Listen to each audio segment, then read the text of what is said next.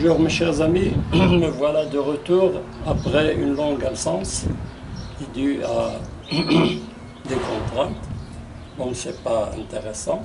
Alors aujourd'hui je vous présente le problème du participe présent et de l'adjectif verbal. J'ai évidemment les ressemblance en orthographe. Alors, pour faire la différence entre le participe présent et l'adjectif verbal, il faut avoir recours à ces critères de distinction.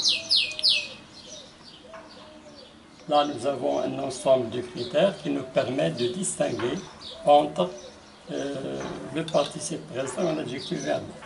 Alors, pour l'adjectif verbal, puisque c'est un adjectif, il est variable en genre et en nombre, il exprime un état, il est dérivé d'un verbe, évidemment, puisque vous avez l'adjectif verbal, donc dérivé d'un verbe, se termine par ANT ou bien ENT. Et, dernier critère, n'a pas de complément. Le participe présent. Il est invariable, il exprime une action, il est dérivé d'un verbe et se termine uniquement par ANT et admet toujours un complément. Et ce complément, il peut être d'objet direct, d'objet indirect ou bien circonstanciel.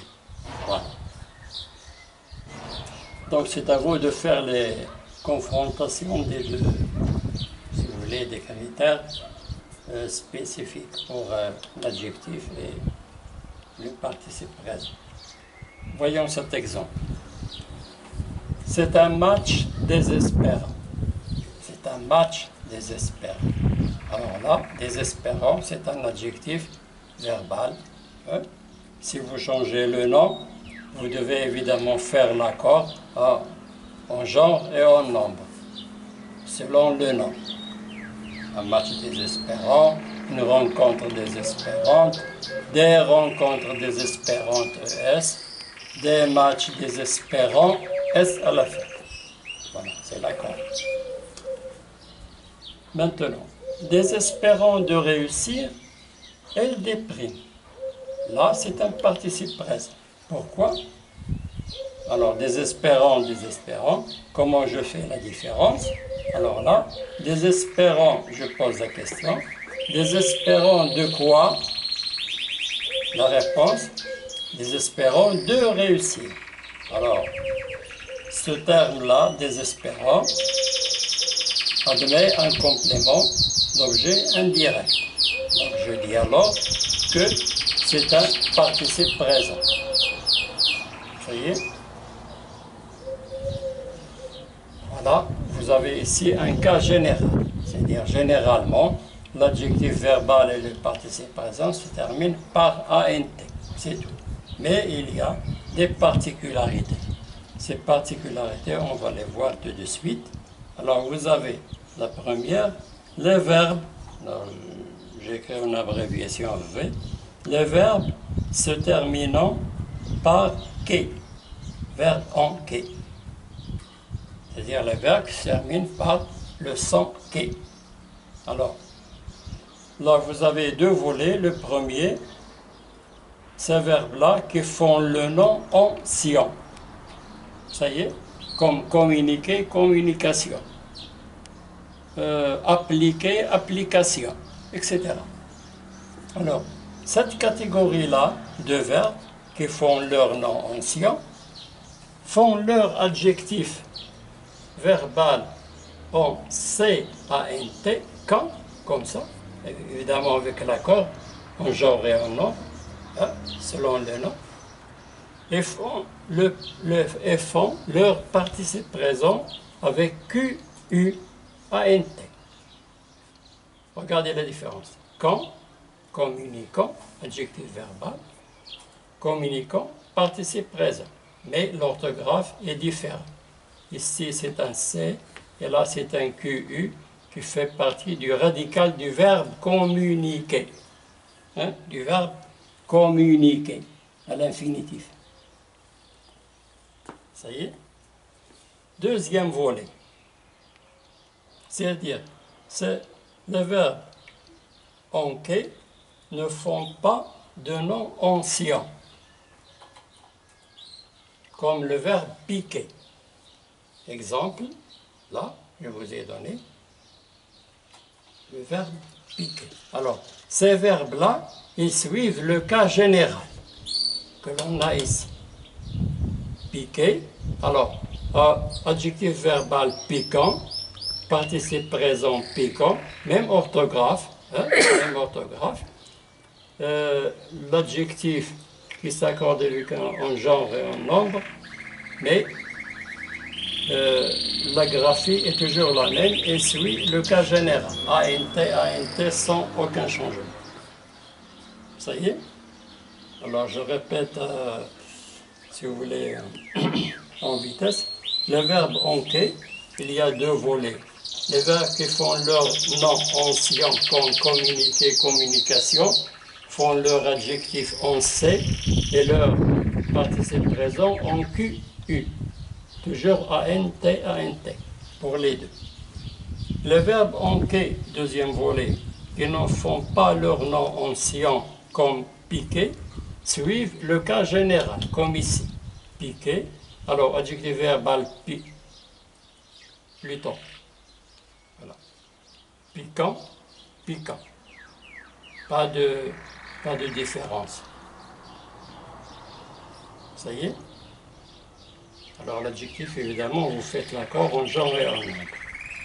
Mais l'orthographe, c'est toujours la même. QUANT, QUANT.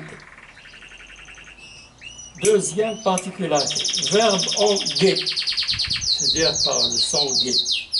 Exemple, fatigué. Fatigué. Toujours la même, comme ce qu'on vient de voir. Alors, pour l'adjectif verbal, vous avez fatigant, G-A-N-T.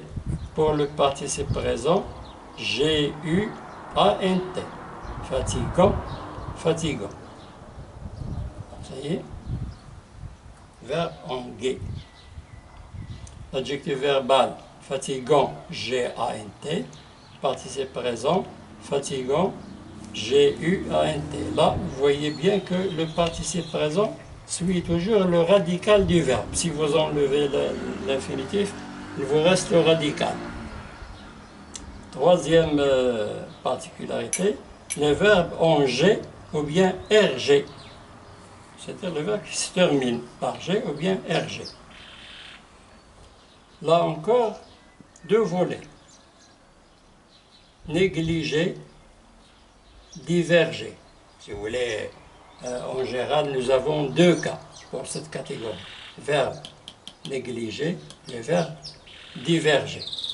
Alors, ces deux verbes-là, pour l'adjectif verbal négliger, négligent, ENT, diverger, divergent, ENT, toujours avec le souci de l'accord. Pour le participe présent, négliger, négligent, E-A-N-T, diverger, divergent, E-A-N-T. Ça y est? Deuxième volet, changer. C'est-à-dire le reste des verbes qui se terminent par G. Le reste, il suit le cas général ou bien la règle générale. Alors vous avez le cas changer, adjectif verbal plutôt changeant, changeant, E-A-N-T, avec le respect de l'accord. Et le participe présent, changeant, E-A-N-T, suivent le cas général. Seulement ces deux verbes-là, négliger et diverger, qui sont un peu différents. Ça y est? Alors je vous ai fait ici une liste, évidemment, qui n'est pas fermée. Alors, à cette catégorie-là, on ajoute ces verbes adhérer, affluer, convaincre, suffoquer, exceller. C'est-à-dire que ces verbes-là suivent, si vous voulez, cette deuxième catégorie. Alors, adhérer, adjectif ENT, participe présent ANT. Affluer, adjectif verbal ENT, participe présent ANT. Convaincre, adjectif verbal convaincant, CANT, participe présent, culon, UANT. Suffoquer, adjectif verbal suffocant, CANT, participe présent, QUANT. Exceller, exceller, adjectif verbal ENT, ici, participe présent, excellent, ANT. Voilà, on est arrivé à la fin. J'espère que vous allez tirer profit de cette vidéo. Si vous la trouvez bénéfique, veuillez la partager avec les amis, les gens que vous connaissez. Et n'oubliez pas, évidemment, je m'adresse aux gens qui ne se sont pas abonnés encore à la chaîne, de le faire pour encourager et donner un coup de pouce à notre chaîne. Je vous dis au revoir et à la prochaine.